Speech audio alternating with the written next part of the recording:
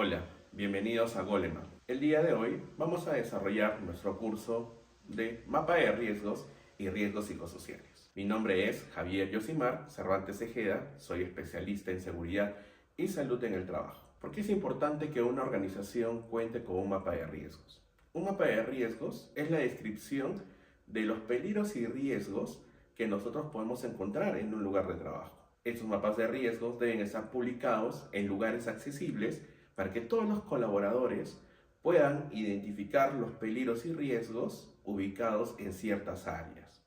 Porque hay que tener en cuenta que todos esos peligros y riesgos no están ubicados en un solo lugar, sino que pueden estar distribuidos en el entorno de una planta, las oficinas administrativas, las zonas operativas de la organización. Entonces, es por ello que es importante que cada uno de nosotros pueda revisar este mapa de riesgos antes que ingrese a esa zona.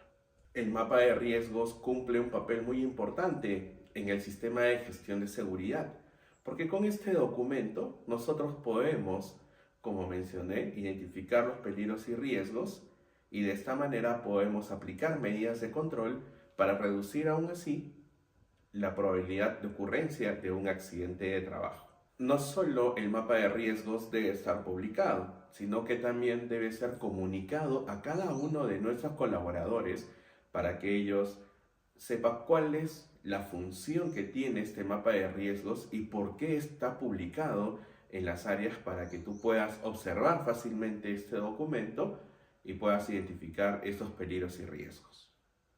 Por otro lado, los riesgos psicosociales hoy en día afectan a muchas organizaciones en la parte productiva. Son la principal causa que conlleva a que en las organizaciones no exista un buen clima laboral.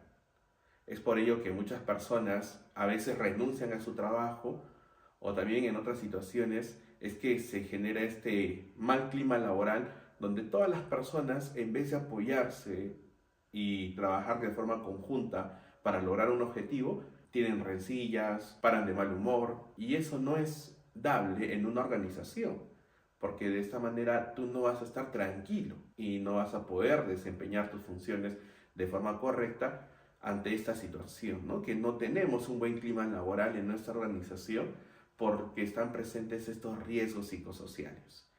Y eso conllevaría a que la producción descienda de lo que se tenía esperado en la organización. Entonces, recuerda que es importante que la organización tenga un mapa de riesgos publicado y que sea difundido a sus colaboradores y de igual manera se realice una evaluación de riesgos psicosociales para ver qué aspectos podemos mejorar en la organización. A veces falta que la línea de mando mejore sus habilidades blandas, mejore sus habilidades de comunicación con sus colaboradores y de esta forma podríamos reducir esos riesgos psicosociales dentro de la organización. Pero para poder identificarlos es importante que se realice una evaluación de riesgo psicosocial. La legislación aplicable. Es importante que tú recuerdes que existe normativa legal vigente en nuestro país. La principal de ellas es la Ley 29783, la Ley de Seguridad y Salud en el Trabajo.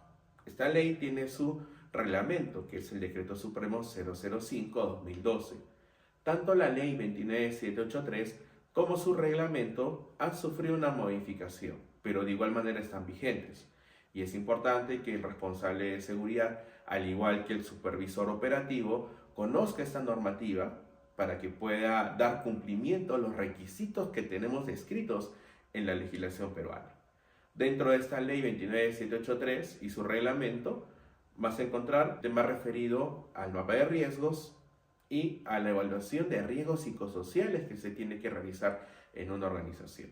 Se tiene que generar una evidencia, porque en algún momento la autoridad competente puede realizar una auditoría, puede hacer una inspección, una fiscalización en la organización y va a encontrar que no estás dando cumplimiento con ello. Y lo que conllevaría es de que te coloquen una multa.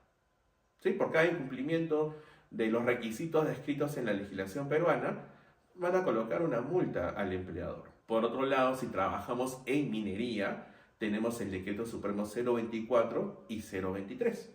La 023 es la modificatoria de nuestro Reglamento de Seguridad y Salud Ocupacional en Minería.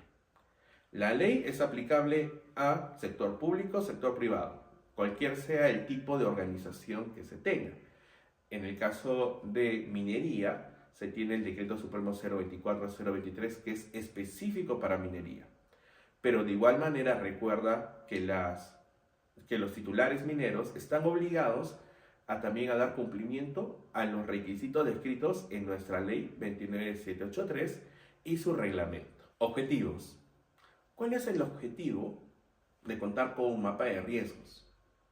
Es conocer la utilidad de este mapa de riesgos para que así el colaborador pueda conocer la simbología que va a encontrar dentro de este mapa de riesgos. Recuerda que un mapa de riesgos es un plano de las áreas operativas, oficinas de nuestra organización, donde se tienen identificados los peligros y riesgos.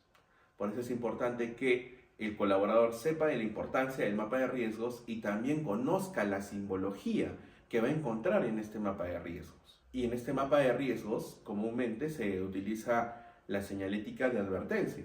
Y recuerda que hicimos en el curso de uso y significado del código de colores, donde se habla de la simbología de advertencia. Este símbolo de advertencia nos indica que existe un peligro o riesgo presente en un lugar de trabajo. Y es ahí donde el colaborador toma acción para aplicar una medida de control y reducir la probabilidad de ocurrencia de accidentes de trabajo. Los riesgos psicosociales. Como se había mencionado, los riesgos psicosociales se tiene como objetivo poder evaluar a nuestra organización y poder detectar a tiempo estos factores de riesgos psicosociales que están presentes en nuestra organización. Una vez que se han identificado, se tiene que tomar acción sobre ellos, aplicar una medida de control o aplicar ciertas recomendaciones que tenemos que seguir para mitigar el impacto y reducir también esos riesgos psicosociales presentes en nuestra organización, para que a la larga no afecte a nuestros colaboradores. Porque en realidad los factores de riesgos psicosociales, si no son evaluados y están presentes en una organización, los colaboradores no se van a sentir cómodos para poder trabajar. Va a existir ciertas discrepancias que conllevarían a que la organización no logre sus objetivos, sea a corto o a largo plazo. Por ello recuerda que el objetivo es identificar cuáles son estos factores de riesgo psicosocial y tomar acción inmediatamente sobre ellos. Porque muchas personas no se sienten contentas, no se sienten tranquilas cuando existe demasiada presión en el trabajo o de repente no existe una muy buena comunicación entre colaboradores y supervisión, o entre mismos supervisores no existe una buena comunicación, no existe un lenguaje asertivo, y eso conlleva a que en la organización aparezcan estos factores de riesgos psicosociales, que como lo mencioné, afectan notablemente la productividad de una organización. Es momento de hablar respecto a los conceptos, y vamos a iniciar con el concepto del mapa de riesgos. ¿Qué es un mapa de riesgos? Es un documento que plasma las áreas de la organización. Es un plano de las áreas de la organización.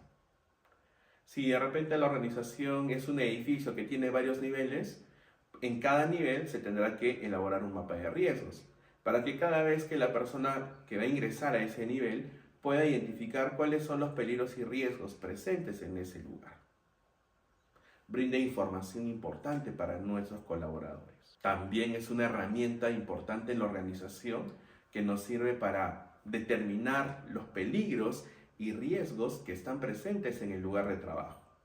Y recuerda que este documento se puede actualizar cada vez que sea necesario. Si de repente se cambió un equipo que está ubicado en un área de trabajo específica, se tiene que evaluar cuáles son los nuevos peligros y riesgos que podría generar este nuevo equipo y actualizar el mapa de riesgos. Y una vez que hemos identificado esos peligros y riesgos, se van a aplicar estrategias para poder controlarlos de forma correcta y, como se menciona, reducir la probabilidad de ocurrencia de accidentes de trabajo. Aquí al costado puedes ver un mapa de riesgos, pero este es un mapa de riesgos donde solo estás identificando los peligros y riesgos mediante la señalética de advertencia.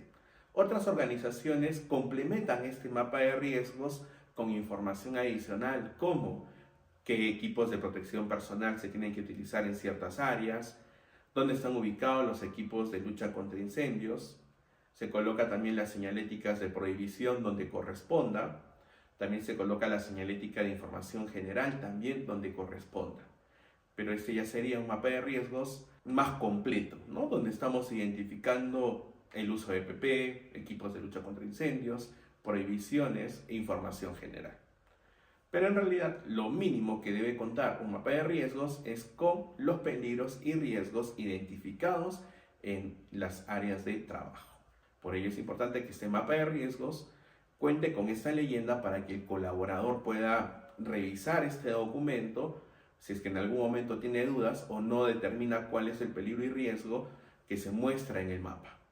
Se va a la leyenda, identifica cuál es el pictograma y determina cuál es el peligro y riesgo que está presente en ese lugar de trabajo. De igual manera, también se puede clasificar los peligros y riesgos.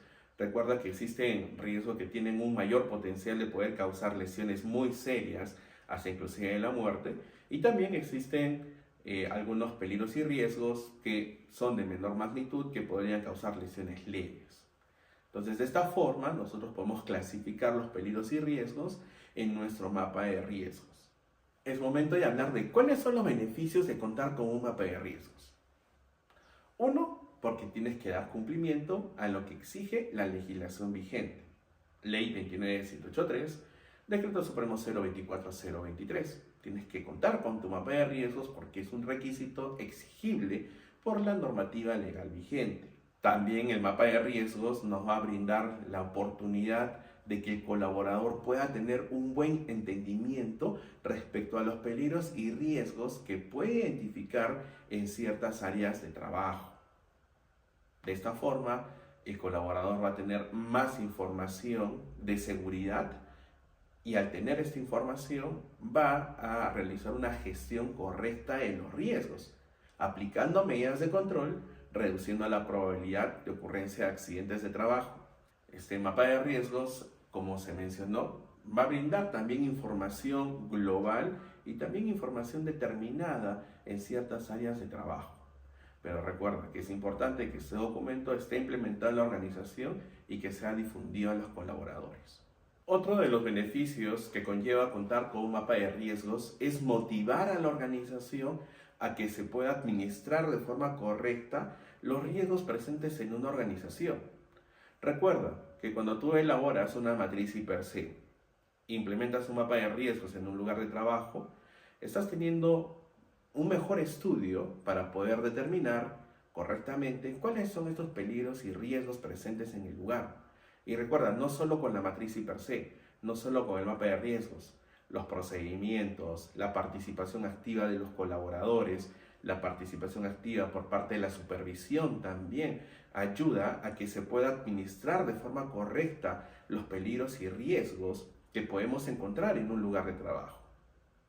La participación es conjunta.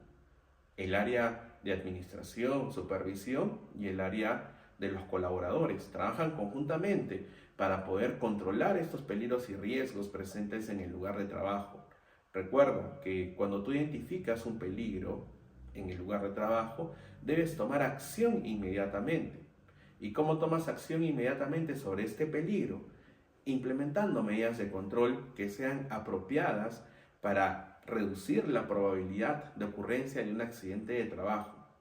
Cuando aplicamos una medida de control, recuerda que seguimos la jerarquía de las medidas de control, ¿no? Que empieza con eliminación, sustitución, control de ingeniería, control administrativo y como última barrera, el equipo de protección personal. De esta forma, nosotros vamos a poder administrar de forma correcta los peligros y riesgos que tenemos en los lugares de trabajo. De esa forma, también nosotros vamos a tomar prioridad ante aquellos peligros y riesgos que tengan un mayor potencial de poder causar lesiones muy serias. Por ejemplo, en mi lugar de trabajo he identificado que existe un riesgo de caída en altura, por encima de los 50 metros. Entonces ahí tenemos un riesgo que tiene un alto potencial de poder causar lesiones muy serias al colaborador. Entonces tengo que priorizar en esos peligros y riesgos, como este riesgo de caída en altura a 50 metros, y aplicar unas medidas de control correspondientes para reducir así la probabilidad de que esta persona pueda sufrir una caída en altura. Obviamente que también aquellos peligros y riesgos que tengan un nivel de riesgo inferior, bajo o medio, también se tiene que tomar acción. También vamos a aplicar una medida de control. No solo nos vamos a enfocar en controlar aquellos riesgos que tengan un mayor potencial de poder causar lesiones muy serias, sino que también tenemos que tomar acción en aquellos peligros y riesgos que también tienen un potencial, pero no tan elevado de causar lesiones muy serias, pero sí tienen el potencial de causar algún tipo de lesión en el colaborador. La idea es reducir esa probabilidad de ocurrencia de algún tipo de evento o accidente de trabajo. Y aquí la participación es conjunta, la línea de mando, que es la supervisión, y los colaboradores. El mapa de riesgos, ¿quién debe elaborar un mapa de riesgos? El mapa de riesgos no es elaborado específicamente por una persona. En algunos casos, el área operativa es quien diseña el mapa o el plano del lugar, y el área de seguridad es que va identificando cuáles son los peligros y riesgos. Pero el ingeniero de seguridad, de repente por ahí se le puede ir algún peligro o riesgo que está presente en el lugar de trabajo. Aquí puede pedir ayuda al comité de seguridad, puede pedir apoyo también a los colaboradores para que se pueda revisar este mapa de riesgos de forma conjunta, para que también exista la participación y consulta por parte de los colaboradores, porque ellos también tienen que estar involucrados en la administración de los riesgos. Entonces, una vez que participaron los colaboradores, participó el comité de seguridad en la elaboración de este documento, y también puede haber participado la línea de mando en la elaboración de este documento, ya vamos a contar con un documento que está de cierta manera aprobado por el área de la línea de mando, los colaboradores y el área de seguridad, para que posterior a ello sea publicado. Y si en algún momento es necesario actualizar este documento, se tendrá que realizar la actualización correspondiente. La idea es de que este documento se encuentre actualizado para que el colaborador pueda determinar los peligros y riesgos que puede encontrar en su lugar de trabajo. Sobre todo los colaboradores nuevos, estos trabajadores que ingresan por primera vez a la organización a trabajar, a veces desconocen de estos lineamientos de seguridad, no saben qué es un mapa de riesgos. Es por ello que mediante una inducción de seguridad se va a compartir esa información para que ellos tengan claro qué es un mapa de riesgos y para qué sirve. Y en nuestro mapa de riesgos, el mapa de riesgos más básico que podemos tener en nuestra organización es el plano, identificando los peligros y riesgos, haciendo uso de estas señaléticas. ¿Qué es la señalética de advertencia? Y advertencia nos ayuda a identificar peligros y riesgos que podemos encontrar en nuestro lugar de trabajo. El mapa de riesgos también nos permite poder evaluar el desempeño de seguridad y salud de nuestra organización. ¿Y cómo puede evaluar ello? Contando con un mapa de riesgos donde se tengan todos los peligros y riesgos identificados en el área, y que sea actualizado cada vez que sea necesario. Y recuerda que sea difundido a cada uno de los colaboradores, tanto en el sector de minería y en los otros sectores económicos.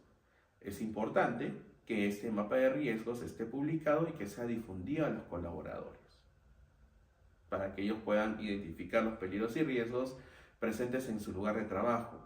Y también porque es parte de una capacitación específica en el puesto de trabajo. Tanto en la ley como en el decreto se habla de capacitación específica, y esta se desarrolla netamente en las funciones y trabajos que va a desarrollar durante el día el colaborador. Entonces el supervisor a cargo de ese colaborador de producción, en la línea de mando, va a llevar a este colaborador a las áreas de trabajo para que se familiarice con las condiciones del lugar, también para que pueda identificar este mapa de riesgos y cuáles son los peligros y riesgos que van a estar presentes en su lugar de trabajo. Y de esta forma podemos monitorear el desempeño en la gestión de riesgos en nuestra organización. Y la simbología aplicable, ¿no? Carga suspendida, riesgo de caída en altura, riesgo eléctrico, piso resbaladizo, equipos o máquinas que no tienen guardas de protección. Esa es la señalética que vamos a utilizar en nuestro lugar de trabajo dependiendo de los peligros y riesgos que podemos identificar. Por ejemplo, comúnmente en las zonas administrativas donde están las oficinas, vamos a encontrar los principales riesgos como es el riesgo de caída por piso mojado, riesgo eléctrico por los circuitos, los tomacorrientes y tableros eléctricos que podemos encontrar en nuestro lugar de trabajo.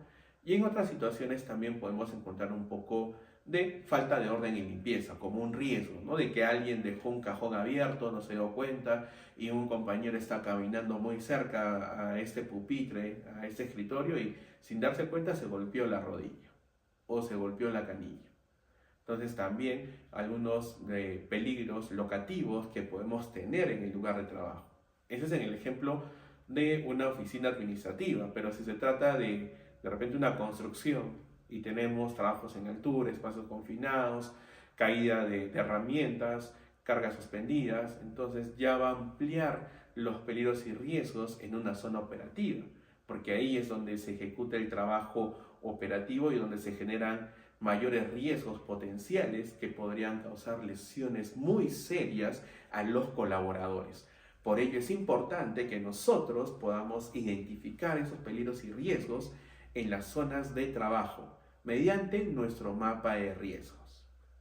Los riesgos psicosociales derivan del diseño de una organización. ¿Por qué desde el diseño de una organización?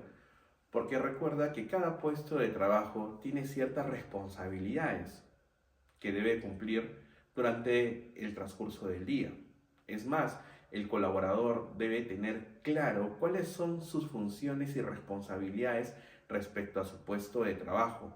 Y muchas organizaciones hoy en día no cuentan con un manual de organización de funciones, donde se describe las funciones de cada puesto de trabajo, cuáles son sus responsabilidades. Y al no contar con un buen diseño en la organización, se pueden derivar ciertos factores de riesgo psicosocial que van a afectar notablemente el desempeño de una organización. Y no solo puede afectar mentalmente al colaborador, sino también puede afectar al colaborador de forma física, porque estos riesgos psicosociales como el estrés, el burnout, la sobrecarga laboral, puede afectar notablemente el estado de salud del colaborador, no solo a la parte mental, sino también esta parte mental puede derivar y afectar en su estado físico del colaborador. Hay personas que por el estrés les empieza a salir ciertas manchas en el cuerpo y genera escozor. En otros casos hay personas que pueden sufrir problemas digestivos, intestinales. Conocí una persona que por el estrés llegó a tener gastritis, porque en la organización no se tenía definido, no se tenía organizado de forma correcta el diseño de la organización, y eso conllevaba a que ese amigo mío tenga una sobrecarga laboral, y esa sobrecarga laboral conllevó a que entre en un cuadro de estrés porque no podía cumplir con todo el trabajo que le habían designado en el día, no podía terminarlo, y esa frustración va afectando gravemente su salud, convirtiéndola en estrés y afectando a la salud de las personas. En algunos casos también hay personas que no entran en estrés, sino que se deprimen porque no pueden lograr los objetivos, no pueden cumplir con la tarea que le ha designado su supervisor, ¿no? Y eso conlleva que no exista un buen clima laboral. Esa persona va a estar nerviosa, va a estar un poco alterada porque no puede de repente cumplir con su trabajo en el día, y eso le genera esa frustración que conlleva que afecte gravemente a su salud. Ahora vamos a hablar respecto a los factores de riesgo psicosociales en el lugar de trabajo. ¿Y cuáles son estos factores de riesgo psicosociales que podemos identificar en nuestro lugar de trabajo? Estos riesgos psicosociales afectan gravemente el desempeño de esa persona. ¿Y por qué afecta el desempeño? Porque como tiene demasiado trabajo en algunos casos, no va a cumplir con todo ello. No va a llegar a culminar todas las tareas, y lo más probable es que deje tareas a medias. E imagínate que se trate de trabajos de alto riesgo. Obviamente que eso aumentaría la probabilidad de que ocurra un accidente. Si trasladamos esta situación a un colaborador operativo, donde estamos que lo sobrecargamos de trabajo, él no va a poder cumplir con todas las actividades y lo que va a hacer es apresurarse, hacer el trabajo más rápido. Y al hacer el trabajo más rápido puede obviar algunos pasos del procedimiento. Y al obviar algún paso del procedimiento, aumenta la probabilidad de que esa persona sufra un accidente.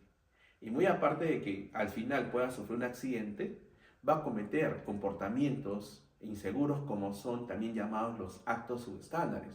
Y como tú bien sabes, un acto subestándar es un indicio de que puede ocurrir algo más adelante, que si no se controla de forma oportuna, inmediata, en algún momento ese comportamiento se va a convertir en un accidente de trabajo. Y estos factores de riesgo psicosocial, como mencioné hace un momento, va a afectar la salud del colaborador.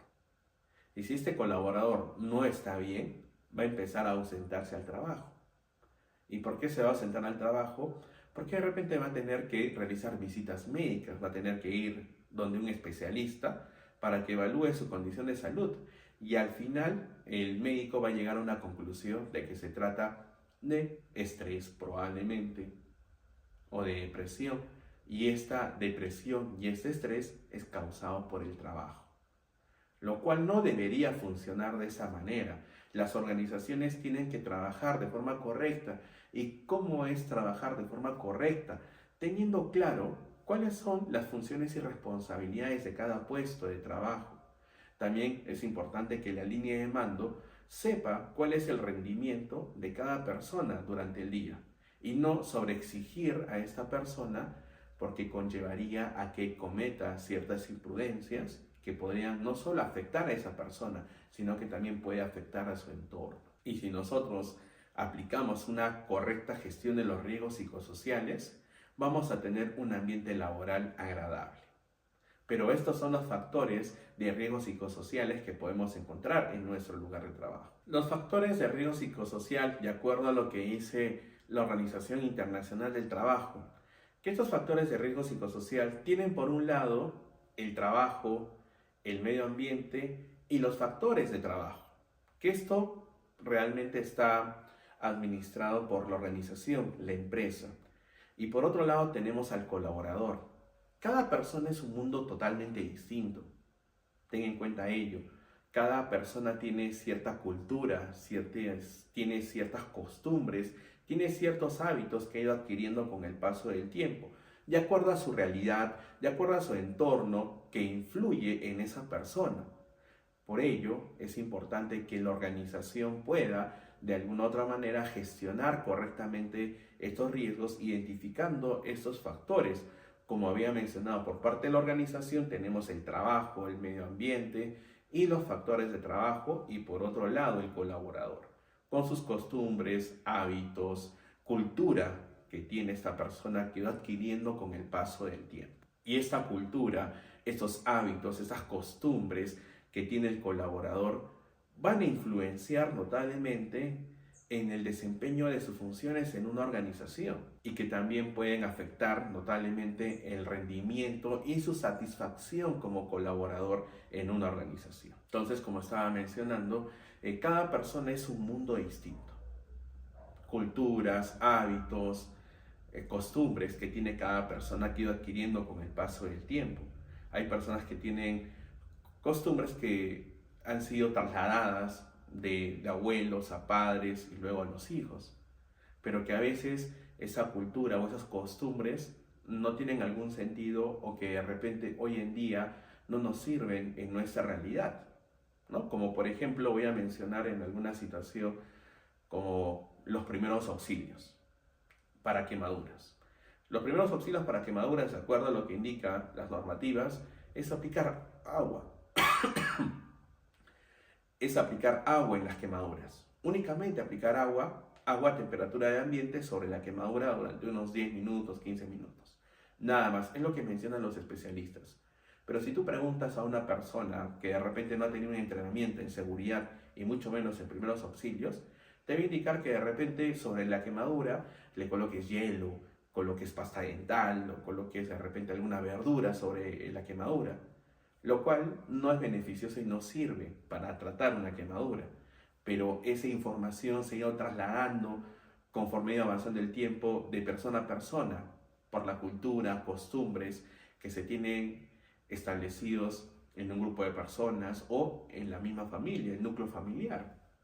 Tu abuela se curaba así las quemaduras, hazlo tú también.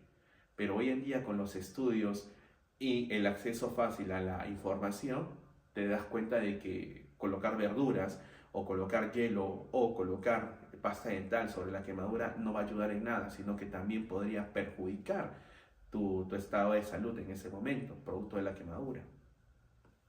Entonces es importante que la organización trabaje en ello, porque a veces las personas pueden tomarlo de una manera distinta y pueden ser repelidas por esa persona y en algún momento de repente no va a querer cumplir con ella.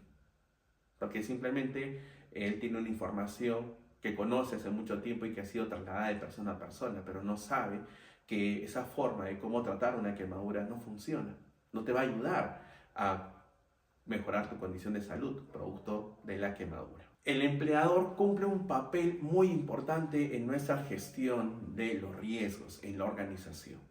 ¿Y cuál es este papel importante? Es el que se desarrollen los estudios necesarios para que podamos identificar cuáles son los factores de riesgo psicosociales que tenemos en nuestra organización.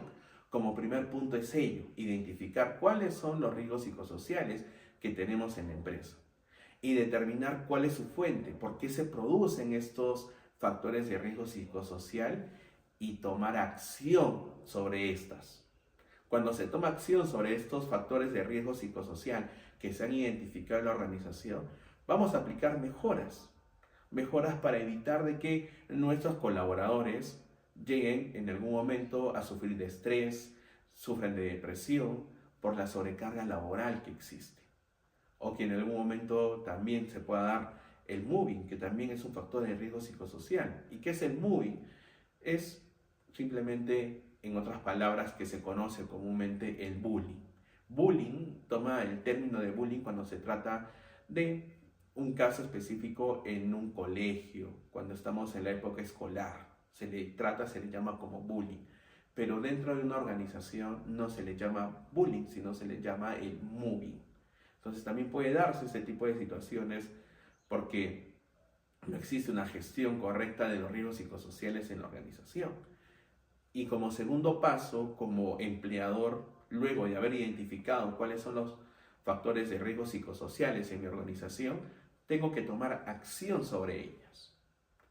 ¿Y cómo tomo acción sobre ellas? Primero, haciendo ese monitoreo, identificándolas, y luego aplicando una medida de control que sea eficiente para reducir la exposición a estos riesgos psicosociales por parte de nuestros colaboradores. Te pongo una situación sencilla. En una empresa se está realizando la evaluación de riesgos psicosociales. Se ha identificado un puesto de trabajo. Hay un supervisor que se queda más tiempo trabajando.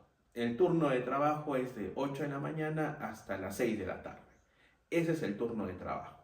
Pero este colaborador no se va a las 6 de la tarde, sino que se va a las 9, 10, 11 de la noche de la oficina. ¿Y por qué se va tan tarde? Entonces se hace el proceso de la evaluación de los riesgos psicosociales y se le pregunta a este colaborador, ¿no? ¿Por qué te vas tan tarde? Y este colaborador responde, es que tengo demasiado trabajo que hacer. Entonces es lo que él reporta, lo que él menciona a la persona que está evaluando. Entonces no solo va a quedar ahí con la declaración de este colaborador, sino que también se va a analizar si realmente existe esta sobrecarga laboral. Entonces se hace esa evaluación conjunta y si se llega a determinar de que ese colaborador tiene demasiada carga laboral, ¿cuál es la acción que se debe tomar en ese momento? Entonces, de acuerdo a la evaluación, se va a aplicar una medida de control que lo más probable es de que, como tiene demasiada carga laboral, vamos a contratar de repente a un practicante o vamos a contratar a un asistente para que sea su apoyo y así pueda cumplir con todo su trabajo en el horario determinado, en el turno de trabajo, pueda cumplir con todas las actividades que tiene encomendadas en el día. ¿Sí? Existen organizaciones que hacen ello, evalúan por qué se queda hasta tan tarde. Entonces, si él no puede cumplir con todas sus actividades porque es demasiado el trabajo, entonces se deberá de contar con un apoyo, un asistente, un practicante, para que sea su soporte y le brinde ese apoyo necesario para que pueda cumplir con todas sus actividades dentro del turno laboral. Es más, existen otras organizaciones que llegan a la hora de salida y te apagan la computadora. Se apaga la computadora inmediatamente y ya no puedes ingresar porque ya terminó tu turno laboral. Y hay otras personas que su trabajo lo terminan dentro del horario, pero se quedan un poco más porque de repente siguen con la cultura antigua de que si me quedo un poco más, soy más eficiente, soy más trabajador en la organización, el gerente va a tomar en consideración mi trabajo. Y no funciona así. No es necesario que te quedes más tiempo. Si terminaste tu trabajo en el horario determinado, y te puedes retirar. No es necesario que te quedes más tiempo. Es más, todos deberíamos dejar de laborar una vez que termina el turno, ¿no? Pero eso va a depender mucho también de las responsabilidades que tengas como colaborador, ¿no? Si de repente por negligencia mía no cumplí con todo mi trabajo que tenía planificado en el día, entonces probablemente me tenga que quedarme a trabajar un poco más por la tarde porque no pude hacerlo toda la mañana, porque estaba haciendo otras actividades que no tenían nada que ver con el trabajo. Y a veces ocurre, pero eso es conversable con el área de administración de la organización para ver cuál es la mejor forma de poder gestionar correctamente este riesgo psicosocial, ¿no? Que se genera el estrés por no poder cumplir con todo el trabajo que te han encomendado en el día. Si hablamos de los factores de riesgo psicosocial de forma individual, vamos a tener ciertas situaciones que, como por ejemplo, va a depender mucho de la información sociodemográfica, como el sexo, por ejemplo, la edad de la persona, escolaridad, convivencia con la pareja, ocupación y área de trabajo. Las personas, los colaboradores en la organización que son padres, también de alguna otra manera van a tener ciertos factores de riesgo psicosociales externos a la organización que también pueden afectar su desempeño en la organización y que podría conllevar a que también no se tenga un buen clima laboral. Por ejemplo, yo soy padre de familia, tengo a mi esposa y tengo mis hijos, pero estamos pasando por una situación económica muy fuerte, muy grave en nuestra familia. Y ese problema económico que tengo con mi familia notablemente puede afectar mi trabajo. ¿Y por qué podría afectar mi trabajo? Porque voy a estar estresado, voy a estar pensando de dónde voy a conseguir ese dinero para poder solucionar ciertos inconvenientes, y ese estrés no va a ser producido por el trabajo, sino que va a ser producido por factores externos como es la familia, pero que de alguna otra manera también puede afectar el desempeño de tu trabajo y también por otros factores de riesgo psicosociales que tenemos en la organización. Porque de repente mi jefe no está presto a escucharme, mi jefe no es empático conmigo, y como no es empático conmigo, evito comentar la situación que estoy viviendo en mi hogar. Y al evitar comunicar esa situación que vive en mi hogar, el estrés que tengo por parte de mi hogar, de mi familia, y el estrés que tengo por parte de mi trabajo se va a juntar. Y obviamente va a conllevar a que yo no pueda cumplir con todo lo que tengo planificado durante el día, porque en vez de enfocarme en mi trabajo, voy a estar pensando en cómo solucionar ese problema económico. Entonces, de esta forma, podemos identificar estos factores de riesgo psicosociales, que también por el sexo también podría afectarnos, ¿no? Sea varón o sea dama. Si me refiero a sexo, hablo y me refiero a varones y damas. Obviamente que en algunos casos los factores de riesgo psicosocial pueden afectar más a las damas, porque en algunos casos son madres solteras o de repente tienen problemas en casa con el esposo, con los hijos, y que pueden afectar su desempeño. O por otro lado, una dama que trabaja en la organización que constantemente sufre acosos o hostigamiento por parte de sus compañeros o por parte de la supervisión. También es un factor de riesgo psicosocial que va a afectar a esa persona. Y en el caso de los varones, al tratarse de un varón, sí, a él podemos sobrecargarlo de trabajo, podemos meterle más actividades, y no se dan cuenta que también por ese lado puede afectar a esa persona, con el estrés sobre todo, ¿no? Por tener una sobrecarga laboral elevada para su puesto de trabajo. Al igual que la ocupación, ¿no? ¿Cuál es su especialidad? ¿Es un ingeniero? ¿Es un mecánico? ¿Es un electricista? ¿Es un ayudante? ¿Es un oficial? ¿Cuál es la realidad de ello?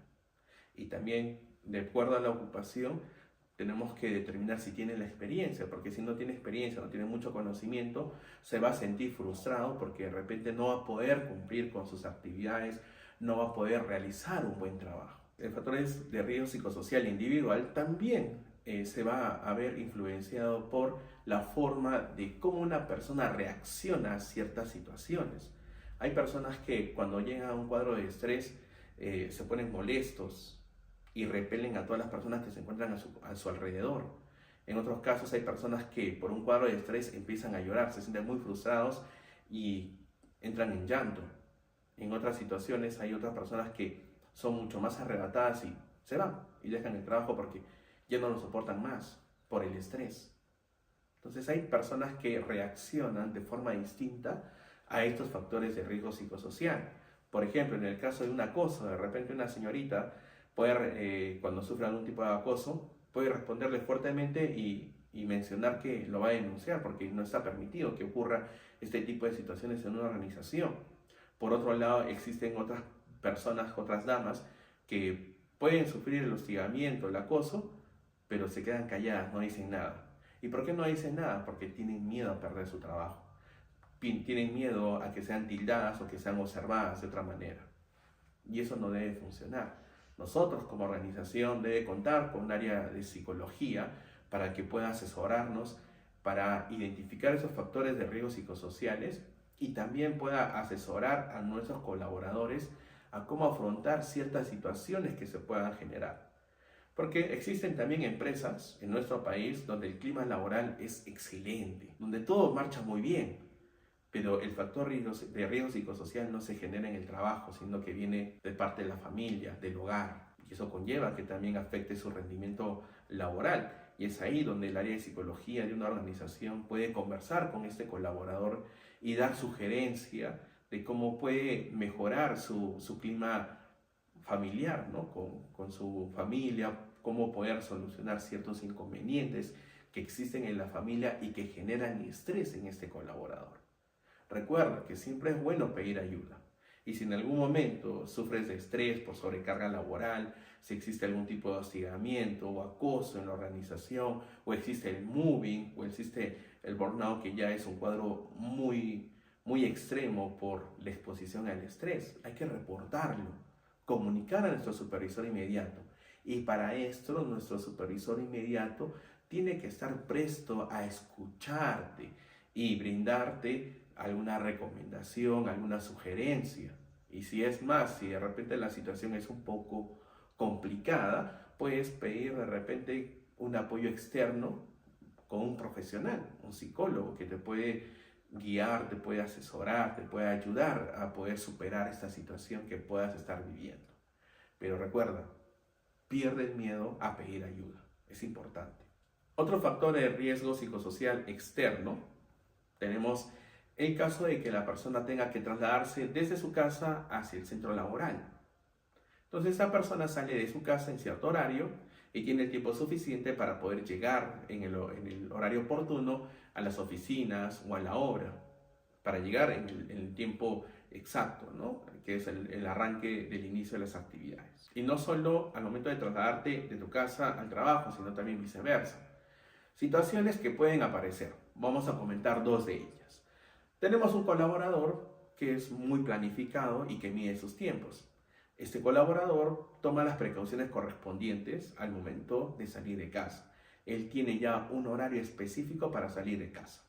Sale de casa, toma su micro, toma su bus para poder trasladarse al trabajo y llega en un horario oportuno para poder ingresar a laborar. Pero ¿qué ocurre si este colaborador está saliendo de su trabajo, está en su micro y ocurre un accidente? Y ese accidente conlleva a que esta persona no llegue temprano al trabajo. Una vez que ocurrió el accidente, esta persona ya va a entrar en un cuadro de estrés, de que voy a llegar tarde, me pueden descontar, me pueden llamar la atención, se va a sentir estresado por ello. Y al estar estresado por ello, obviamente que va a buscar la forma de cómo tratar de llegar a tiempo al trabajo. De repente puede tomar un taxi o tomar otro vehículo donde se expone más a que pueda ser asaltado, se arriesga y trata de llegar temprano, pero no llega temprano. Y al no llegar temprano ya se siente frustrado, ya inicia mal su turno. ¿no? Porque ha llegado tarde, en su cabeza está que he llegado tarde, me van a descontar, voy a recibir una llamada de atención. Va a estar presionado, va a entrar en un estrés por estas situaciones que se van a presentar a raíz de que ha llegado tarde. Y obviamente eso va a afectar en su desempeño laboral, porque ya le van a hacer el descuento. Entonces él ya va a proyectarse y que va a recibir menos sueldo para ese mes y que tiene el dinero ajustado, que no le va a alcanzar para cumplir con todos sus deberes que tiene pactados, y eso le va a generar estrés, que va a influenciar en que no va a poder cumplir con sus labores del día. ¿Qué es lo que podríamos hacer para mejorar esta situación? Se ocurre esta situación, el empleador debería brindar las facilidades para que este colaborador exponga su situación y no seamos tan estrictos en ese momento, porque probablemente ese colaborador todo el tiempo que lleva laborando en la empresa ha llegado temprano. Y esta es la única vez que ha llegado tarde porque estaba tomando un micro y ocurrió un accidente de tránsito que no estaba bajo su control, sino que estaba bajo el control del conductor, que fue imprudente y causó ese accidente y por ello no llegó temprano al trabajo. Entonces debería existir esa posibilidad de que el colaborador pueda exponer esa situación y de repente no seamos tan estrictos y ser tan rajatablas y descontarle por haber llegado tarde, ¿no? Porque es un factor externo, este colaborador no lo hace de forma frecuente, sino que es algo esporádico. Entonces podemos darle chance ahí, pero también existen otros colaboradores que llegan tarde todos los días y te comentan el mismo problema del por qué llegaron tarde, ¿no? Que hubo un accidente de tránsito, que le atropellaron un perro y él tuvo que ayudar a auxiliar al perro, XX situaciones que te plantean para poder de alguna otra manera zafar de esa situación de que has llegado tarde al trabajo, que no debería darse de esa forma. Nosotros tenemos que ser transparentes al momento de comunicar alguna situación a nuestro empleador. Otros factores que tenemos es la familia, grupos sociales, grupos comunitarios, también otros factores como de salud, ¿no? Hay personas que tienen miedo a enfermarse. ¿Y por qué tienen miedo a enfermarse? Porque han escuchado información antecedente respecto a colaboradores que se enfermaron y porque se enfermaron se terminó su contrato y no les renovaron. Entonces eso también genera estrés en el colaborador, ya tiene miedo a enfermarse, no quiere enfermarse y si se enferma no comunica nada y va enfermo a trabajar, generando un foco infeccioso y contagiando a los demás colaboradores, lo cual no debería ocurrir.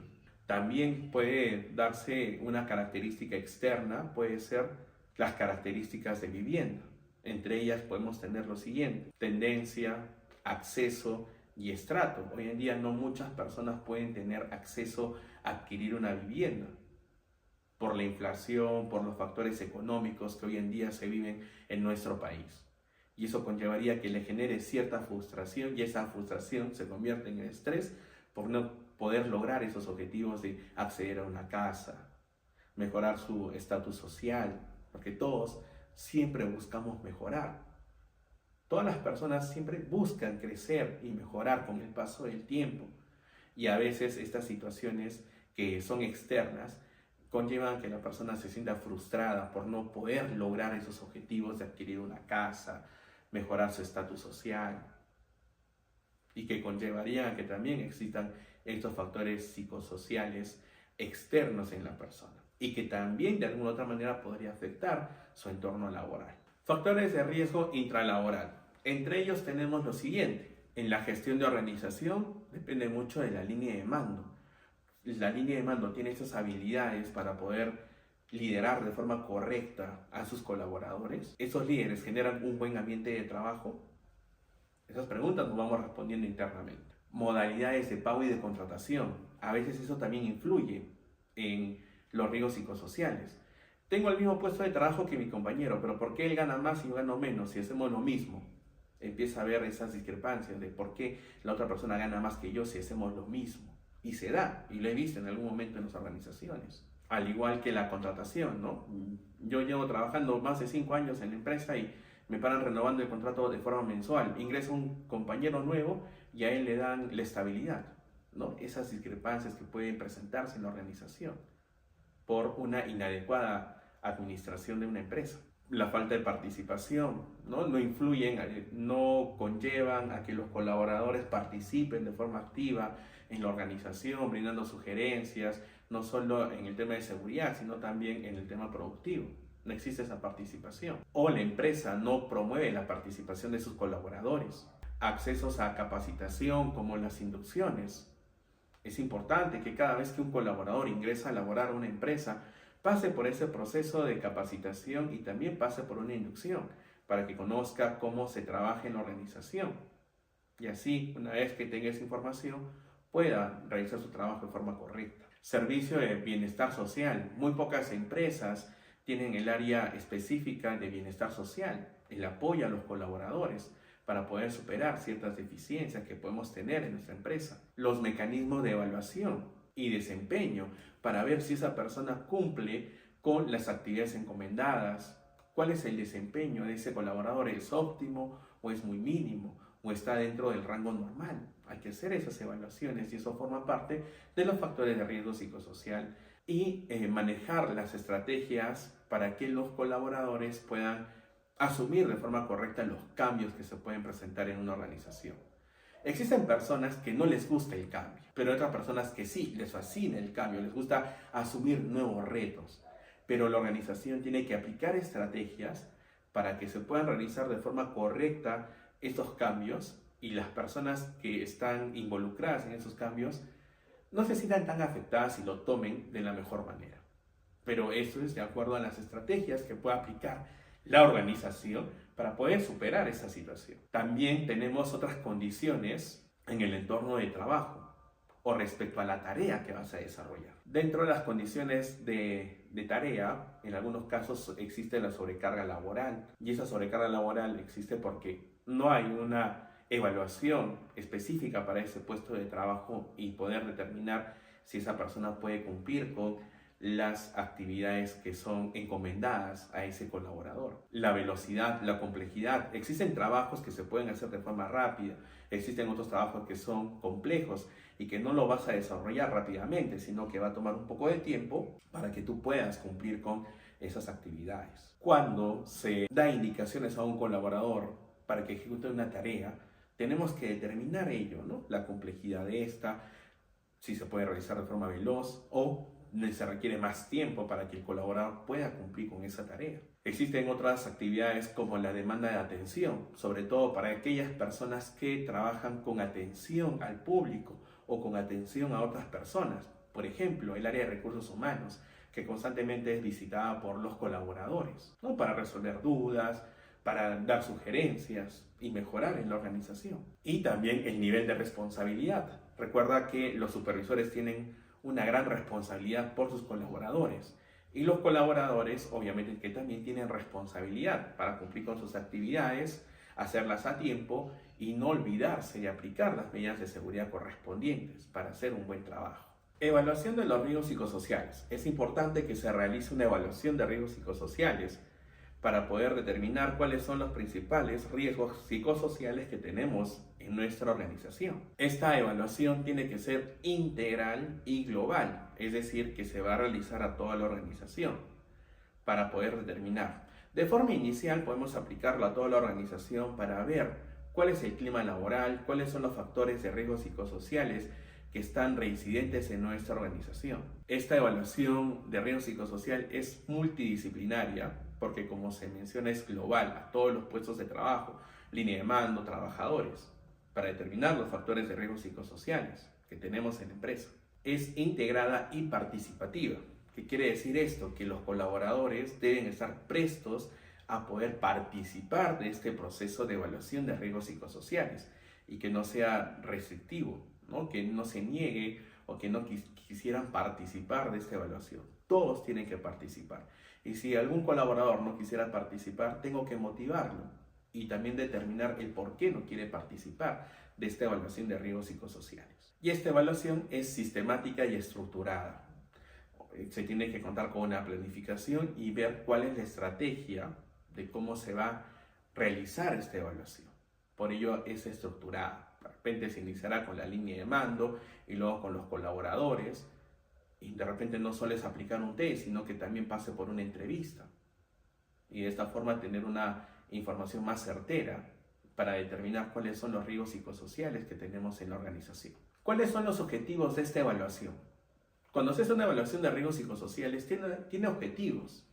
que no solo es dar cumplimiento con lo que pide la normativa legal, sino que también es buscar las mejoras que tenemos que aplicar en nuestra organización. El mejor de los casos es eliminar estos factores de riesgo psicosociales, pero con una estrategia oportuna y adecuada vamos a poder lograr eliminar estos factores de riesgo psicosociales. También de esta forma nosotros vamos a poder implementar medidas que de forma oportuna para mitigar el impacto de estos factores de riesgo psicosociales en nuestros colaboradores. Y de esta forma también podamos establecer cuáles son las herramientas para medir, determinar el nivel de estrés al cual se expone un colaborador. Como ves aquí, esta persona está totalmente estresada, tiene demasiado trabajo que hacer y el tiempo no le alcanza para poder cumplir con todo ello. Y por ahí tenemos algunos de riesgos psicosociales como insatisfacción laboral, no es feliz en su puesto de trabajo, no ha crecido profesionalmente en la organización y eso genera esa insatisfacción laboral. El estrés laboral, que también es otro riesgo psicosocial, y el burnout, que también es otro riesgo psicosocial, que afecta gravemente a nuestra salud. ¿Qué es el estrés? En algún momento te has preguntado, me hablan del estrés, que es un factor de riesgo psicosocial, pero ¿qué es el estrés? El estrés es una reacción física y emocional que experimenta una persona al tratar de satisfacer su entorno, sea su entorno familiar, sea su entorno laboral. Al tratar de satisfacer van a aparecer estas emociones, estas condiciones físicas, que si de repente yo no puedo cumplir en satisfacer mi entorno laboral o mi entorno familiar, voy a caer en ese estrés. Y de esta forma, nosotros como no podemos satisfacer nuestro entorno laboral o no podemos satisfacer nuestro entorno familiar, generamos ese estrés en nuestro organismo, ¿no? El no poder cumplir con lo que quiere nuestro entorno, nos sentimos frustrados y eso conlleva que la persona se sienta baja emocionalmente y obviamente se sienta frustrada y que llega a tal punto de que no haga nada por tratar de satisfacer a su entorno, que en realidad no debe funcionar de esa forma. Tiene que acomodarse de acuerdo a lo que nosotros podamos brindar, ¿no? Ese es en el caso del entorno familiar. En el caso del entorno laboral, coordinar con mi supervisor y ver la forma de cómo podemos mejorar, la forma de cómo hacer el trabajo, o que de repente tengo demasiada carga laboral y si necesito apoyo me traigan un asistente o me traigan un practicante para que yo pueda cumplir con ello y no llegue a este cuadro de estrés. Como mencioné hace un momento, eso puede afectar gravemente nuestra salud. ¿Cuáles son los síntomas del estrés? ¿Cómo me doy cuenta que estoy sufriendo un cuadro de estrés? Tenemos cambios físicos, tenemos cambios conductuales y tenemos cambios psicológicos.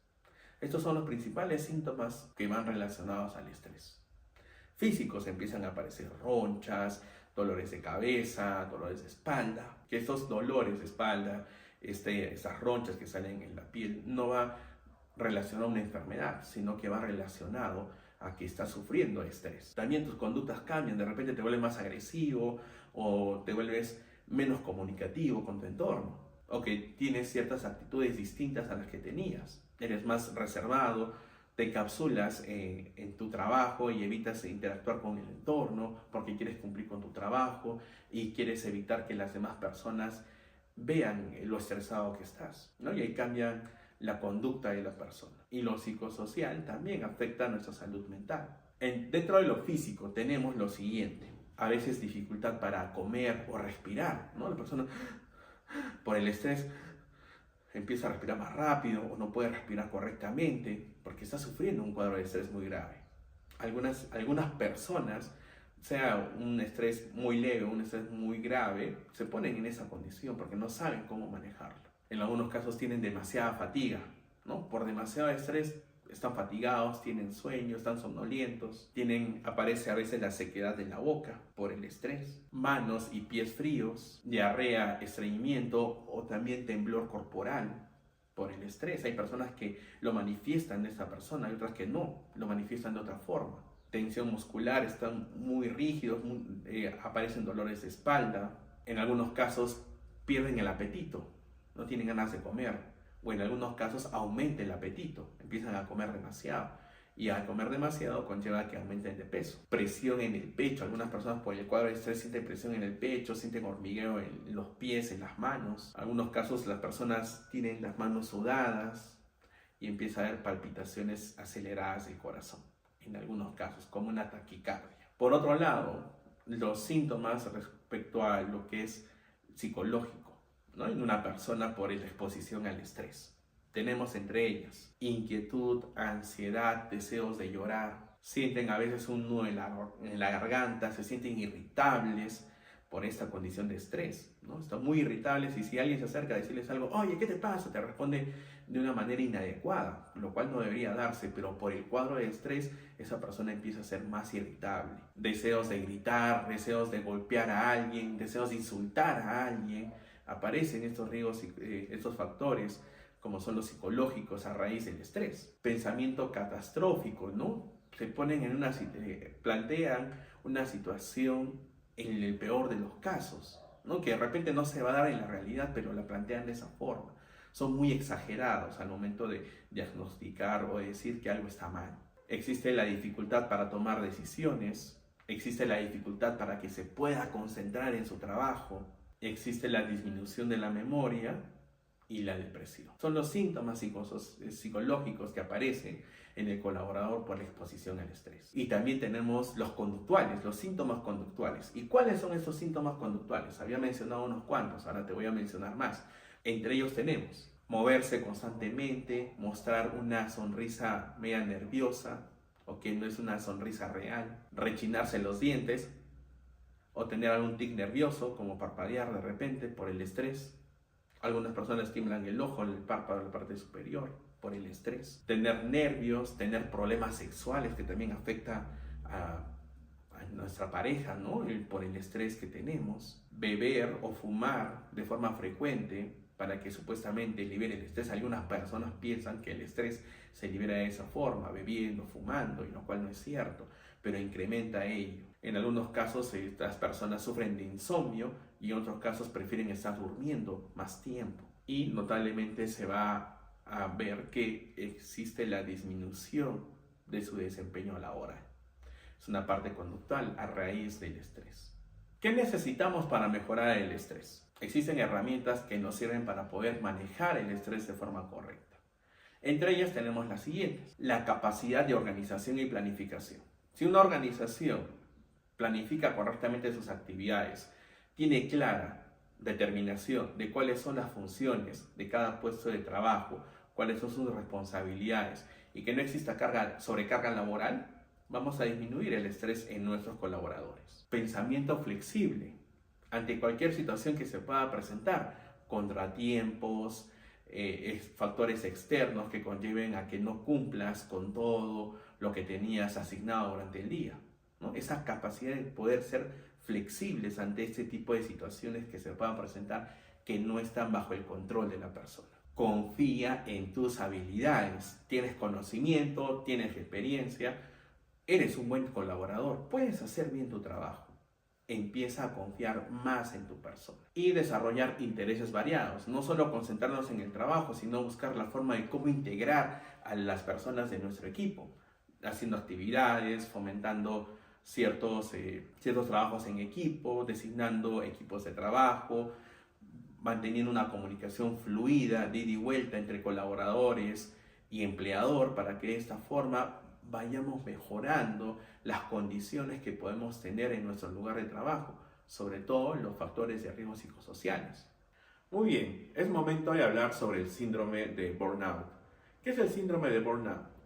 También se le conoce como el síndrome de haberse quemado por el trabajo. Otros también lo mencionan como un síndrome de desgaste emocional. Esto también, del síndrome de burnout, hace referencia a ese desgaste que existe por parte de las personas que atienden a otras personas. Cuando hablamos del síndrome de burnout, hacemos referencia a ese desgaste emocional. Es decir, la persona ya no va a poder contar con esos recursos emocionales para poder responder a ciertas situaciones que se pueden presentar en la organización. Es por ello que es necesario que en las organizaciones se identifique estos síndromes como el síndrome de burnout para que se pueda tomar acción y evitar que esta situación se vuelva más compleja y de alguna otra manera pueda perjudicar a nuestro colaborador y también de alguna otra manera a nuestro entorno. El síndrome de burnout tiene ciertas etapas. En esta etapa vamos a hablar respecto al entusiasmo que puede tener una persona. Muchas personas cuando adquieren un nuevo trabajo o compran un nuevo vehículo, se sienten felices emocionalmente en ese momento. Y a veces aparecen ciertas dificultades en el trabajo o ciertas dificultades en la conducción, supongamos si de repente te has comprado un vehículo nuevo, pero vamos a hablar específicamente del trabajo. Ingresas a un trabajo nuevo, te sientes muy entusiasmado, estás feliz y esa alegría, esa felicidad va descendiendo conforme va avanzando el tiempo. Pero en esa primera etapa del entusiasmo te sientes feliz y cualquier obstáculo, por más mínimo que aparezca, es superable. Tú lo puedes superar, porque aún todavía estás en esa etapa del entusiasmo, estás feliz, estás alegre por haber adquirido este nuevo trabajo. Pero ten en cuenta que esto va a ir disminuyendo conforme va avanzando el tiempo. Va a depender mucho de las motivaciones en el trabajo, los conflictos, el clima laboral y la solución de ciertos problemas que se puedan presentar dentro de una organización. Luego tenemos la etapa de estancamiento. ¿Y a qué se refiere con una etapa de estancamiento? Es en el cual la persona de alguna otra manera ya pasó la etapa del entusiasmo, ya hace el trabajo de forma cotidiana, ya se acostumbró, ya el entusiasmo ha ido disminuyendo conforme va avanzando el tiempo y es ahí donde nosotros mismos tenemos que poder motivarnos, pero a veces no podemos hacerlo y a veces también las organizaciones no nos motivan. O si en el caso que nos motiven, de repente nos ponen metas, objetivos que son muy difíciles de alcanzar. Y eso conllevaría que la persona se sienta frustrado de que no puede lograr esos objetivos, esas metas que se plantean en la organización. Es importante que dentro de una organización la línea de mando pueda determinar objetivos, metas que sean alcanzables para esa persona, que no tengan mucha complejidad, ¿no? Porque a veces ocurre que en algunas organizaciones son muy exigentes y ponen metas muy altas y el colaborador no puede lograr esas metas y se sienten frustrados, empieza el estrés porque no puede lograr esa meta. Y también aparece ese estrés porque esa persona piensa de que si no llega a esa meta, de repente puede perder su trabajo, puede perder credibilidad, puede aparecer ciertas situaciones que van relacionadas a su trabajo y también que van relacionadas al síndrome de burnout. Luego pasamos a la etapa de la frustración. Ya el colaborador se siente frustrado porque no puede lograr esas metas. Y al estar tan frustrado, baja su rendimiento laboral y empieza a manifestarse estas emociones. Y estas emociones físicas que aparecen y también aparecen las emociones conductuales, ¿no? Que son referentes para que nosotros podamos guiarnos y detectar si se trata de algún tipo de caso de síndrome de estrés o síndrome de burnout. Entonces es importante que nosotros de alguna otra manera podamos detectar estas situaciones de forma oportuna en nuestra organización para evitar que se complique la situación. Siguiente etapa del síndrome de burnout, la apatía. Ya todas las situaciones que se puedan presentar en la organización, esta persona no le va a prestar atención, porque esta persona ya se siente resignada a que las cosas no puedan cambiar dentro de una organización. Por ejemplo, en una organización se dijo, vamos a cambiar ciertas cosas respecto a la forma del trato al colaborador, la motivación, y siempre hay en las reuniones que se tocan estos temas para mejorar dentro de una organización, pero solo queda en la reunión. Pasa el tiempo y no se toma acción sobre lo que se había prometido. Entonces el colaborador de alguna otra manera ya se resigna y dice, ¿para qué me ilusiono si se va a trabajar de la misma forma? ¿Para qué me ilusiono si vamos a seguir trabajando de forma equivocada, de forma errónea, donde no hay motivación, donde no hay reconocimiento a los colaboradores? Entonces ya llega una etapa de resignación en el colaborador. Y que de repente en algún momento lo has podido ver con algunos compañeros, algunos supervisores, de que ya llegan a un punto de la resignación porque ya no hay esa motivación que existía al inicio, ¿no? Ese entusiasmo de querer hacer bien las cosas, pero a veces ocurre que tenemos mucho entusiasmo, pero la organización de alguna otra manera no apoya, no mejora para que ese entusiasmo se mantenga en el colaborador. Una vez que hemos identificado las etapas del síndrome de burnout, también es importante ver qué es lo que podemos hacer para poder prevenir el síndrome de burnout. Entre ellas aparece el lenguaje asertivo. ¿Qué es el lenguaje asertivo? Es poder comunicarnos de forma correcta con otras personas, poder transmitir mensajes, poder transmitir información, usando un lenguaje correcto, un lenguaje que pueda ser entendible por el colaborador, con un tono de voz moderado. No es necesariamente que tengo que levantar la voz para poder dar órdenes a mis colaboradores y mucho menos tratar de humillar o minimizar a estos colaboradores cuando trato de comunicar o de transmitir algún tipo de información. Es necesario que nosotros, como línea de mando, como colaboradores, usemos un lenguaje asertivo cuando nos comunicamos con otras personas. Y hay personas que a veces que no se dan cuenta de ello. Por ejemplo, cuando de repente están en una situación incómoda, una situación estresante, empiezan a levantar la voz y no se dan cuenta de ello. Y te dicen, esa es mi voz, ese es el tono de mi voz. Y en realidad no es así, sino que ante esa situación incómoda se sienten molestos y esa molestia se manifiesta cuando eleva su tono de voz. Y obviamente que la otra persona se va a asustar un poco porque le están levantando la voz. En otros casos hay otra persona que pueda responder de la misma forma e intensidad, que no es lo correcto.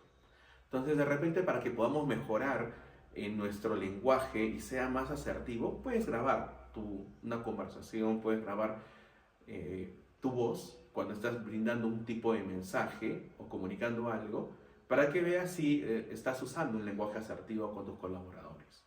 Obviamente que tú en ese momento probablemente no te des cuenta, pero hay que pedir ayuda a otras personas para que puedan escuchar esa grabación y puedan dar su opinión y decirte si estás usando un lenguaje asertivo o no. Otra forma de prevenir es poder organizar nuestro tiempo. En muchos casos hay personas que no organizan bien su tiempo y obviamente como no organizan bien su tiempo no logran terminar las tareas a tiempo. Y como no logran terminar las tareas a tiempo se sienten estresados, empieza a aparecer este síndrome del burnout porque no cumple con las metas en el tiempo pactado, pero ya eso no es una responsabilidad de la empresa. La empresa no te está sobrecargando de trabajo, sino lo que ocurre es que no te estás organizando de forma correcta. Y eso conlleva a que en algún momento se manifieste este síndrome de burnout. Siguiente paso para poder prevenir el síndrome de burnout. Primero que nada, controlar nuestras emociones. Si yo estoy molesto, no tengo que hacer notar esa molestia con las personas con las que trabajo. Si tengo X problemas, eso tengo que controlarlo y arreglar esa situación en el momento que sea oportuno. Pero no voy a manifestar esta molestia con mi equipo de trabajo.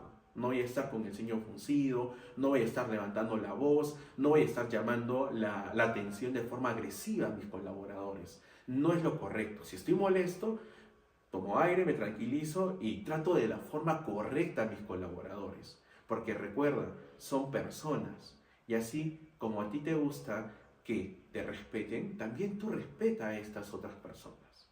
El respeto no se tiene que perder. Y para que no se pierda ese respeto, tienes que controlar tus emociones. Yo sé que pueden existir situaciones que te causan mucha molestia, pero no vas a manifestar esa molestia o no vas a descargar toda esa molestia con tu entorno. Tu entorno no tiene la culpa de ello, no está bajo su control. Entonces, contrólate, mantén tus emociones de la forma correcta para que puedas comunicarte con las personas con las que trabajas. Por otro lado, tenemos que también aprender técnicas de relajación. Si de repente en algún momento me siento muy molesto, de repente puedo hacer técnicas de respiración para poder relajar, para poder tranquilizarme. Otras personas de repente necesitan salir de la oficina y tomar aire fresco. Distraerse un momento para que esas emociones se puedan disminuir.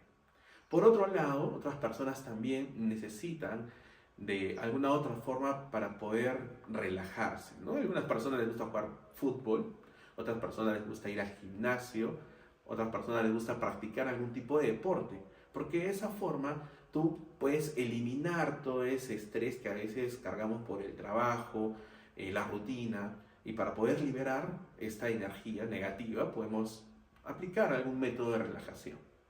Y recuerda, no solo tu vida es el trabajo, también tenemos nuestra vida personal. Y la organización también tiene que comprender ello. Si yo trabajo de lunes a sábado hasta el mediodía, entonces ese es mi horario de trabajo en el cual yo me voy a enfocar y voy a dar todas mis energías como colaborador para cumplir con las indicaciones que me pueda brindar mi gerente, mi supervisor, X personas que estén supervisando mis actividades. Y luego ese mediodía del sábado y ese domingo, dejar que el colaborador se relaje, que libere su mente del trabajo por esos días, para que cuando retorne el día lunes al trabajo se sienta más relajado, con más energía para poder iniciar la semana.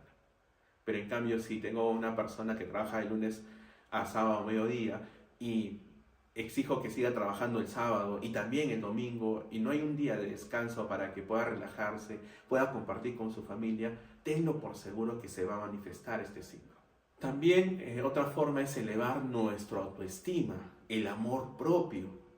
Una persona, antes de poder amar a otra persona, tiene que amarse a sí mismo.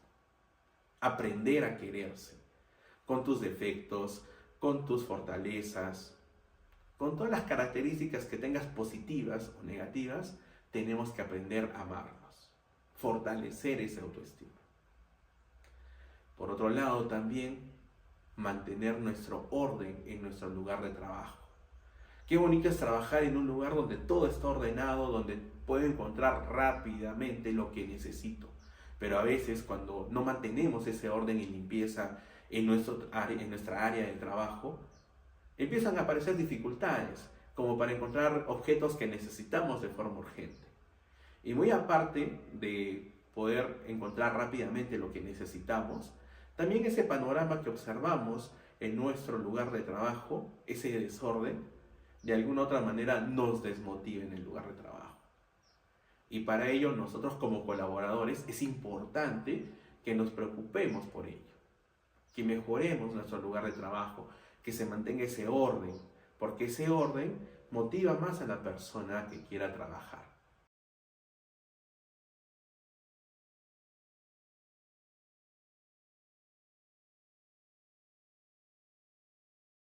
Y estas características son 4, que vamos a ir mencionando a continuación. La primera de ellas es el hostigamiento y persecución. Hostigamiento no solo sexual, sino hostigamiento en el trabajo, como por ejemplo, tu supervisor te da una indicación de un trabajo que tienes que desarrollar. Tú sabes que ese trabajo de repente demora un día en ejecutarlo.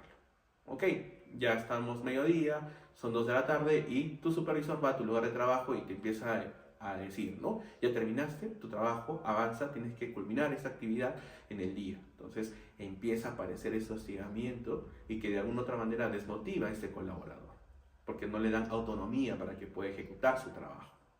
Por otro lado, también puede existir el hostigamiento sexual, que no está permitido en una organización y que de alguna otra manera es una característica que forma parte del MUBI. También la persecución, ¿no? Que estén llamándote a cada rato, que estén parados a tu costado, viéndote que estés avanzando con tu actividad. Y encima todavía te mete presión para que puedas combinar más rápido el trabajo. Cada actividad tiene cierto tiempo para que se pueda ejecutar. Es importante que se planifique en la organización las actividades y se tengan contemplados los tiempos que se tienen para cumplir ciertas actividades, y así evitar esta persecución, este hostigamiento por el trabajo. En otros casos también puede presentarse como una característica la intensa y extrema violencia. Hay organizaciones donde ha habido situaciones donde el supervisor y los colaboradores llegaron a tener algún cierto enfrentamiento, que puede ser verbal y que en algunos casos llegó a ser hasta con daños físicos, una pelea, golpes. ¿Por qué? Por el síndrome del MUBI, porque estamos hostigando a esa persona y esa persona de repente no puede controlarse y desborda de emoción y le levanta la voz al supervisor, el supervisor también no se queda callado, levanta la voz y Cualquiera de los dos quiere ganar en ese momento, empieza una discusión verbal y que en algún momento puede terminar en los golpes. Y que no es necesario que ocurra esto. Si hay una persona que de repente tiene un desborde de emoción, yo no voy a caer en esa situación. Lo que yo tengo que hacer es controlar mi emoción y, si es necesario, retirarme de ese lugar y luego retornar cuando la situación esté más calmada. Tercero, tenemos la prolongación de tiempo. ¿Y a qué me refiero con la prolongación de tiempo? Mi horario de trabajo es hasta las 4 de la tarde, pero mi supervisor me ha pedido que me quede hasta las 6.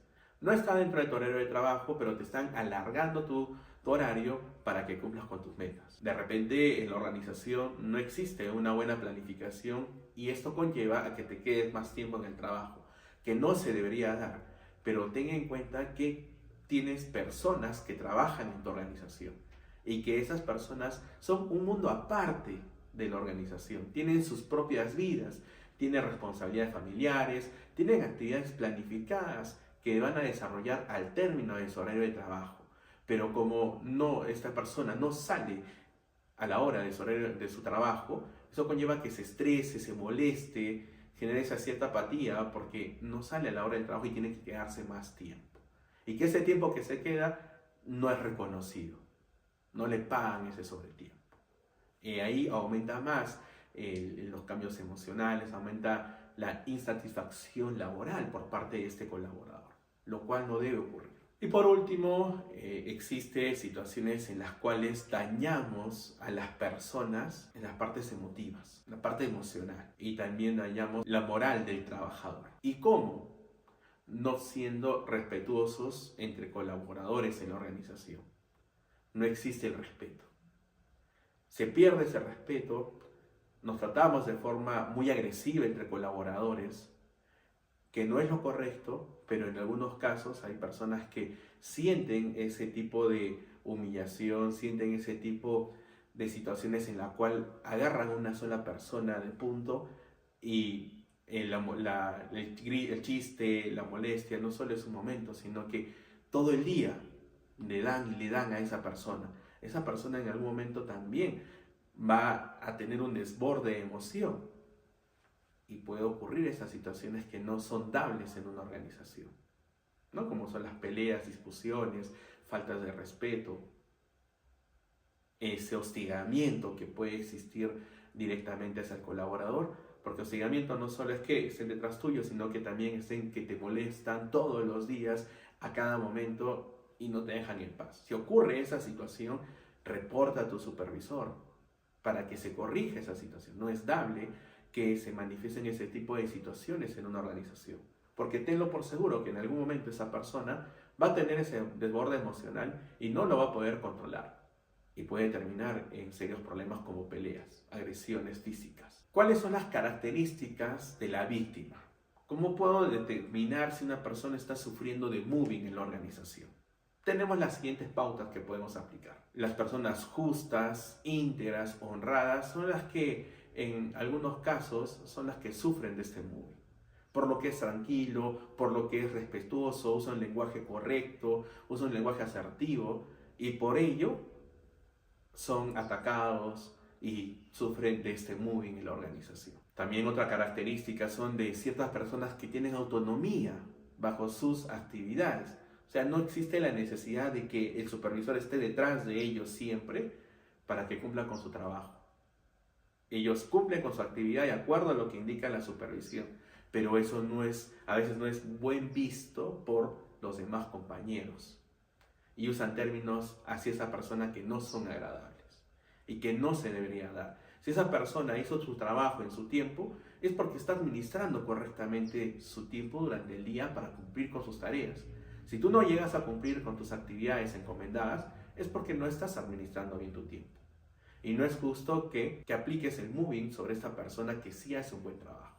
Personas que tienen gran capacidad para poder hacer bien su trabajo, afrontar ciertas situaciones, es otra característica también. Otra característica es que estas personas son formales y tienen ciertas cualidades para poder ejercer un liderazgo. También estas personas son cooperativas, son proactivas, están prestas siempre a ayudar. ¿No? Estas personas que sufren a veces de mobbing en la organización. Y estas personas que son víctimas de mobbing, todo el tiempo tratan de buscar que sean reconocidos por la organización.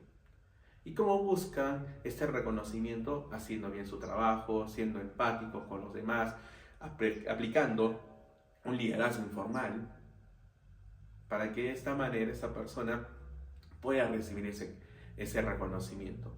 Pero esas son las características que tienen esas personas que sufren de moving en la organización.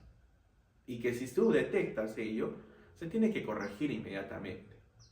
¿Por qué? Porque esa persona que está sintiendo ese moving, que él lo reporta y no se hace nada, va a conllevar a que esa persona se desmotive y empieza a bajar su rendimiento, empiece a cambiar su forma de cómo se comunica con las otras personas y la forma de cómo administra su tiempo. ¿Cuál es el perfil del acosador o de la persona que hace el moving a otras personas? Para que se entienda más fácil. Este perfil del acosador es desconfiado. Siempre es desconfiado con otras personas. Existe mucha desconfianza. No tiene sus cosas y se las guarda para que de repente tenga temor de que alguien se lleve sus objetos, lo cual no puede ocurrir en una organización, pero esa persona es muy desconfiada. Es manipuladora. Manipula a las personas para poder sacar provecho para él y no para los demás. Es una persona que siempre busca culpables cuando ocurre una situación. No, él es el culpable. Y empieza a atacar de esa forma a las personas, que no es correcto. La idea es obtener un aprendizaje de lo que ha ocurrido. Ya si alguien cometió un error, está bien, tener una sanción, pero no es correcto de que estemos insistiendo sobre esa persona, de que es culpable y buscarle una sanción muy fuerte para esa persona. No, lo correcto es obtener un aprendizaje y ver qué es lo que podemos hacer para evitar que vuelva a ocurrir una situación. Es un mentiroso compulsivo este acosador. Todo el tiempo miente, nunca dice la verdad. Esta persona tiene escasa empatía. Nunca se pone en el lugar de la otra persona. No le importa el resto, solo le importa a él mismo. Esta persona no tiene remordimiento. Si ocurre algo o llama la atención o trata mal a una persona, no siente ningún remordimiento alguno. Lo único que te va a decir, se lo merece. No hace un buen trabajo. Y no es correcto que nosotros tratemos mal a otras personas. Recuerda que debe existir el respeto. Y esa persona que acosa, que genera el moving en la organización, en muchos casos no tiene autoestima, no tiene ese amor propio. Y de esta forma podemos identificar ciertas características que puede manifestar este acosador, ¿no? Que genera, que provoque el moving dentro de la organización. ¿Qué efectos puede generar los riesgos psicosociales en la persona? Puede llegar a generar problemas en la salud, en algunos casos ronchas o manchas en la piel, en algunos casos también el vitiligio puede llegar a generarse en una persona por estos síndromes como el de burnout, el moving, el estrés al cual se expone un colaborador. Depresión. Esa persona cae fácilmente en un estado de depresión. Empiezan a manifestarse problemas neuropsicológicos en la persona. Por esta exposición a estos riesgos psicosociales, empieza a aparecer esa insatisfacción existencial de la persona. Deja de quererse a sí mismo, empieza a bajar el autoestima y eso no debe ocurrir.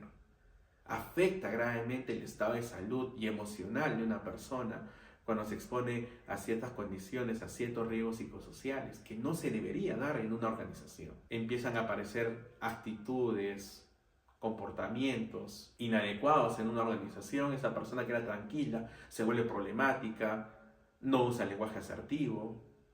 Empiezan a manifestarse ciertas características a raíz de la exposición a estos riesgos psicosociales. Empieza a aparecer esa dificultad para mantener relaciones interpersonales. No te puedes relacionar correctamente con otras personas porque aparece desconfianza a raíz de la exposición de estos riesgos psicosociales. Baja tu empatía, baja tu liderazgo por esta exposición. Conflictos grupales. Esa persona que ha sido expuesta a riesgos psicosociales ha cambiado rotundamente la forma de cómo comunicarse con las demás personas, en organizar su trabajo.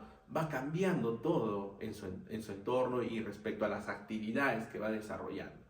Y eso conlleva que las demás personas no se puedan agrupar, no se puedan unir de forma correcta para poder realizar ciertas actividades y lograr ciertos objetivos. Y Si es que esa persona realiza trabajos de alto riesgo, se expone a que ocurra un accidente, porque no hay esa motivación, no hay ese nuevo asertivo, esa persona está molesta probablemente todos los días, conlleva que esa persona incumpla los procedimientos, no siga los procedimientos y en algún momento ocurre un accidente de trabajo. Bien, es importante que en las organizaciones se desarrolle esa evaluación de los riesgos psicosociales para poder detectarlos a tiempo y poder tomar acción sobre ellos.